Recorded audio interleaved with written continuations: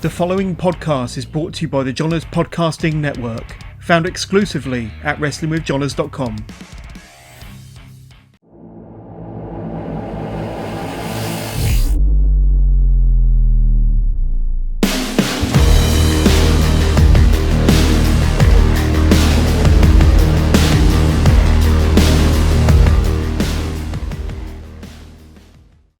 Hello and welcome to another episode of Wrestling with Johners.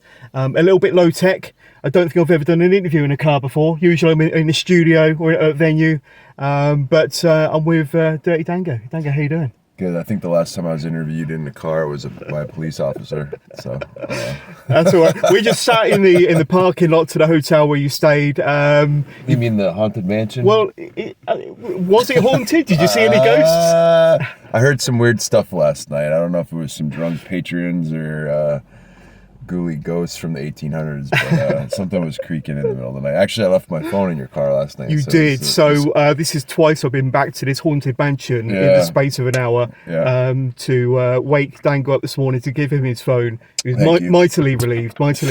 Yeah. But so we met yesterday at Heathrow Airport, picked you up, took you all the way to the southwest, and you was one of our featured stars at Immortal Wrestling last night. How's your 24 hours in the UK been so far? It's been great. You know, the weather was actually really cold yesterday when we landed. I was surprised how cold it was. It reminded me of Maine, where I'm from. But no, the venue was great. The kids are great. We did a seminar before the show, and we had a good turnout. And the kids over here are always really receptive and really excited to learn and you know, get some education from an old washed up guy like myself. So it was good. It was great. Washed up. What are you on about? You're on top form last night. And in fact, you were telling me on the journey back to the hotel that you seem to be enjoying wrestling more than ever nowadays and having some of the best matches you've had in a long time because you felt so restricted in WWE. But tell us about this kind of fresh lease of life that you're finding on the indies. Yeah, you know, I think when I was younger, I was so worried about messing up all the time, and I kind of put a lot of weight on my shoulders, and I was really hard on myself, which you kind of do when you're trying to make it. Yeah. I think now, kind of, you know, being 40 years old and kind of my career, you know, maybe winding down a little bit, I don't think I put as much stress on myself about if I'm going to blow a spot or two out there, you know. And I think it kind of takes the weight off your shoulders, and you don't put as much stress on yourself. So I think you have more freedom as a performer to go out there and just relax and enjoy it.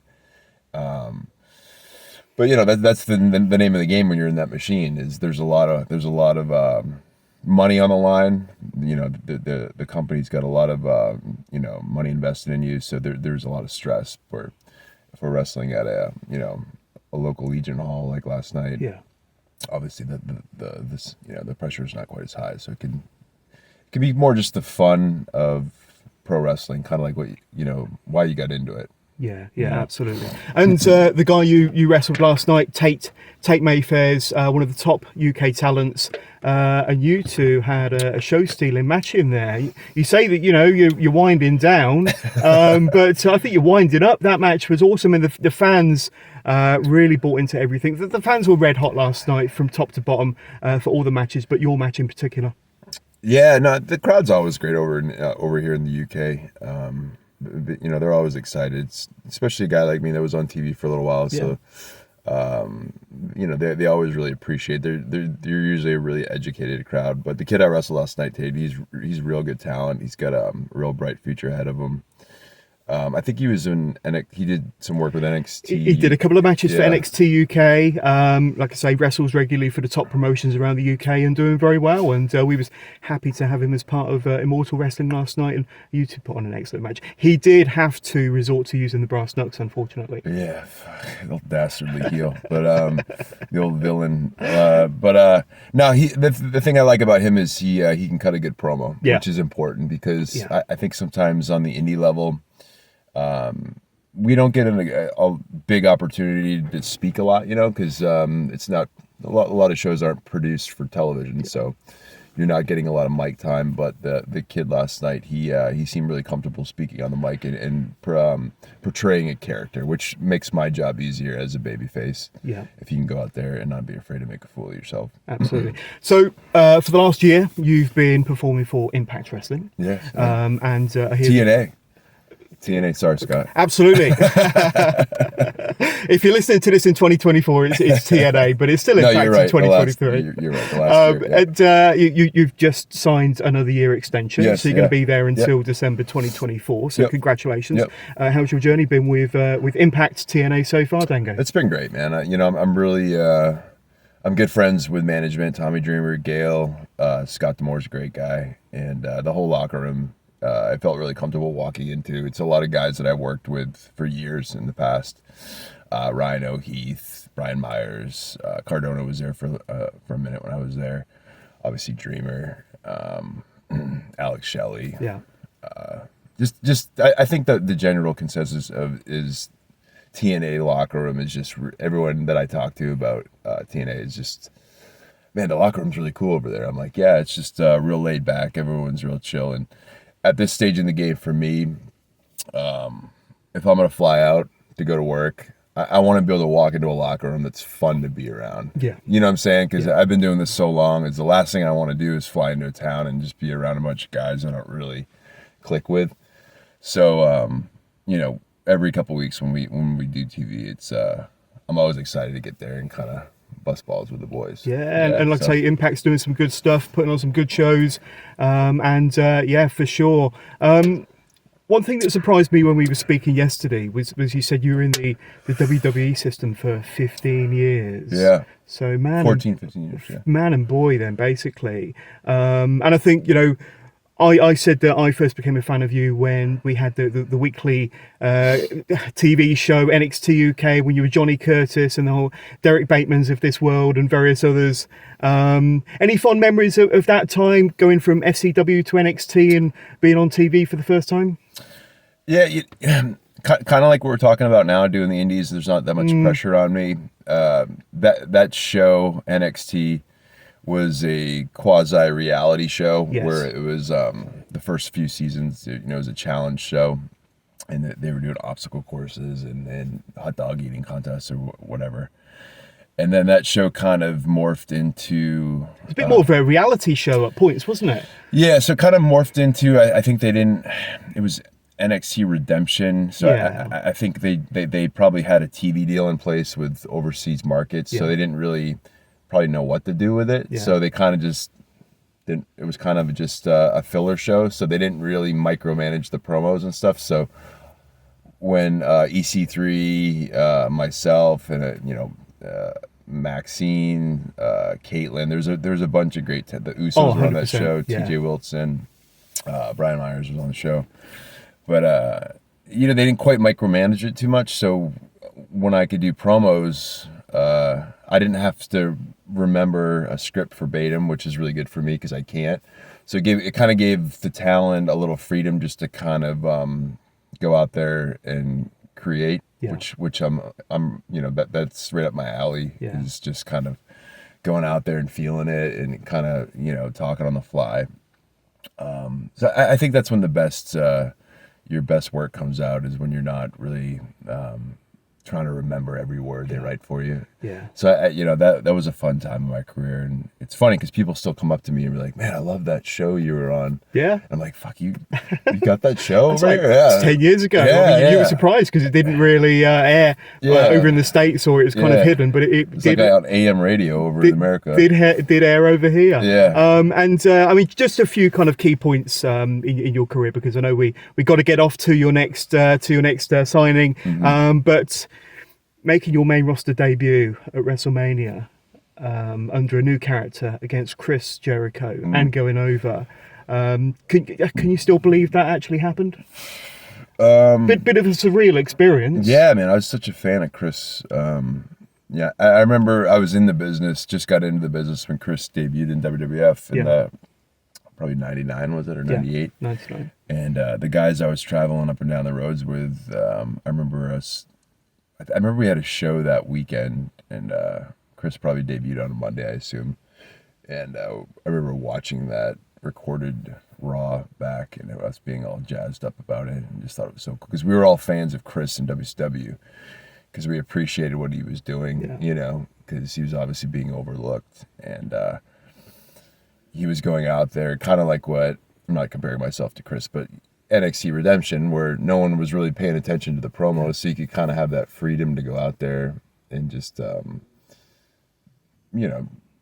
of tongue-in-cheek have fun, know, and that's what Chris was doing in WCW, and he really stood out of that. I guess he was in the cruiserweight division at the time, but that really made him stand out was his personality and his promos. So, I mean, getting, my biggest thing is I just wanted him to respect me, and I just didn't want to let him down because I looked up to him so much as a performer, but honestly, I was comfortable with the match prior. The most nerve-wracking aspect of that whole thing was remembering the dance routine for me. I remember being really stressed out about that. The whole dancing thing for me was really hard. So no pressure about stepping out in front of 70,000 people. No, it was the dancing routine that you were most stressed about. I mean, I knew once we got in the ring, I'm in there with Chris. So, I mean, I'm joking. And it's not like it was a super difficult match. It was just, it was a little schmoz match. It was like 6 minutes, but the freaking dance routine had me really shook, man. I was really like, fuck, dude, because I've been wrestling at that time for, I don't know, 12, 14, I don't know, years. So I was comfortable in the ring, but the dancing thing was 2, 3, 4 months new to me. So imagine being in the, only wrestling for 4 months and then trying to do a wrestling scene in front of 75,000 people and millions watching at home. So, I remember being really nervous about trying to remember that dance routine. But we got through it. Luckily, all the girls covered for me, and Chris and I had a good one that night. It was fun. Absolutely, yeah. And I think on behalf of all of your fans throughout your many years, we wish that they had done more with you in your singles career. But I think another standout part in your career was you teaming with Tyler Breeze. Breeze-Ango. Yeah. And that was another missed opportunity, I think, where they should have done more with you. And I think you were used, more as a comedy act. Unfortunately, you did have your bite of the cherry. I think it was against the Usos. Yeah. And I remember Breeze being dressed as a janitor or something. And I mean, that was really good fun. And I was biting on everything. And I think we thought you were going to walk away with that one. But your partnership with Breeze, I know you're still good friends. You still tag with him on the Indies. But that was a good time. It was a great time. Yeah, we. I think we were. It was around 2015 or 16, and they were cleaning house. They were making cuts, and I think we were kind of on our way out. And we were both singles at the time. Yeah. We weren't a tag team, and Vince kind of threw us together as a. All right, maybe we can get a little bit more equity out of these two talent. And they put us together. We started doing a couple things, and then we weren't really doing much. And I got injured. I hurt my knee, and Breeze and I were like, I remember him like calling me or texting me like, dude, if we're gonna get fired, at least let's say we did absolutely everything we could. Yeah. We can hang our hats, knowing that, they can't say, well, you didn't pitch us any ideas, blah blah blah blah blah blah. So we just started cutting promos backstage with the .com boys. Dustin was a great guy, and still is, and. So we just started doing backstage promos. We would grab a guy like, a guy with a microphone or, a cell phone or whatever they had at the time, a camera. And be like, those skits that involved the Ascension as well. Yeah, so that was all really funny. The whole Fashion Files thing started from us just doing backstage promos just because we weren't booked. And then it started getting a little social media traction, and it got into the production meeting that, these guys they're doing these freaking promos, and eventually got on to the show, and then I think we got like almost a year run out of doing the Fashion Files. So if you're not on the show, I guess it's a good tip is just instead of complaining on social media, just make the most of it. Yeah. So Breeze is really proactive in that aspect. So it's easy to get frustrated and just kind of stew backstage, but I think we kind of knew we were on our way out, so we're like, well, let's just have fun. Have Yeah, some fun, yeah. So from 2000, I guess that was 16 or 17, we had a whole nother 4 or 5 year extension to our career in WWE. So it's just like anything. You play a role, an act. You can only do it for so long. Yeah. So it's kind of up to you. You know, they came up with an idea for me for Fandango. That doesn't happen a lot. So once that act, that shtick is done, you kind of have to think, what's the next thing you're gonna do? Yeah. So you can't just rely on the writing team to come up with a new gimmick for you. That's right. So guys like Edge and Jericho and That's it. Taker. they're Just got they're always thinking, Yeah. what can I do next to stay fresh? So There we go.